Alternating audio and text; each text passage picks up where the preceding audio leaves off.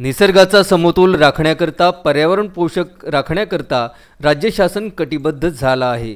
याकरिता माझी वसुंधरा अभियानाअंतर्गत 2 ऑक्टोबर ते 31 मार्चपर्यंत सायकल चलाव पर्यावरण बचाव अभियानाला सुरुवात झाली आहे। या अभियानाची सुरुवात प्रथम अमरावती मनपामध्ये करण्यात आली आहे। बुधवारी मनपा कार्यालयात मनपा आयुक्त प्रशांत रोडे, उपायुक्त नरेंद्र वानखडे देशमुख सह मनपा महापौर चेतन गावंडे यांच्यासह अनेक नगरसेवक, अधिकारी, कर्मचारी सायकल चालवून मनपा कार्यालयात प्रवेश केला। असाच उपक्रम आता दर बुधवारी राबवण्याची सक्ती राज्य शासनाने केली आहे। उपक्रम राबविल्याबद्दल सायकल फॉर हेल्थ फन संघटनाच्या पदाधिकाऱ्यांनी मनपा आयुक्त रोडे यांच्यासह अधिकाऱ्यांचे पुष्पगुच्छ देऊन सत्कार केला। सायकल अभियानाअंतर्गत मनपा कार्यालय परिसरात कोणतेही वाहने दिसून न येता परिसर शांत दिसून आला। याबाबत मनपा आयुक्त रोडे यांच्यासह अधिकारी, नगरसेवक यांनी विदर्भ न्यूजकडे आपल्या प्रतिक्रिया व्यक्त केल्यात।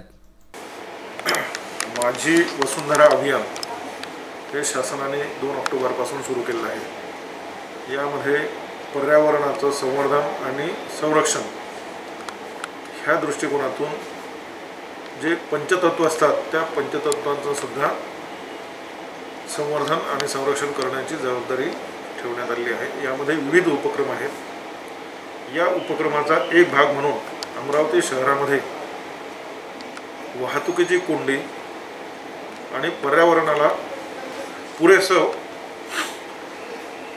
एक चांगली भूमिका कॉर्पोरेशनच्या माध्यमातून व्हावी याकरिता महानगरपालिकेच्या सर्व कर्मचारी, अधिकारी हे आठवड्यातून एक दिवस स्वतः सायकलने येतील असा आम्ही निर्णय घेतलेला आहे आणि त्याची सुरुवात आजपासून आपण केलेली आहे। या अभियानामुळे खूपच मोठा परिणाम होईल अशी अपेक्षा नाही, परंतु पर्यावरणाच्या संरक्षणामध्ये आपला सुद्धा वैयक्तिक सहभाग असावा या दृष्टिकोनातून आपण हे अभियान सुरू केलं आहे। यामुळे दुसरा फायदा असा होणार आहे की आमच्या कर्मचाऱ्यांमध्ये फिटनेसच्या अनुषंगाने सुद्धा जनजागृती होणार आहे। आज जर आम्ही कॉर्पोरेशनमध्ये बघितलं तर पार्किंग स्पेस जो आहे आमचा हा मोकळा दिसून येतो आहे। तर माझी अमरावती शहरातील सर्व नागरिकांना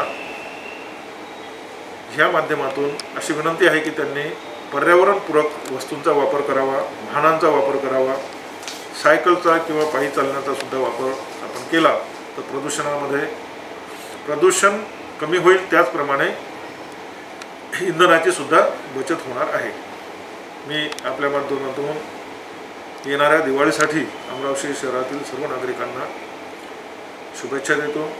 फटाक्यांचा वापर कमीत कमी करावा, रुग्णालय असतील किंवा ज्या ठिकाणी वृद्ध व्यक्ती राहतात अशा ठिकाणी फटाके फोडू नयेत अशी सुद्धा मी विनंती करतो।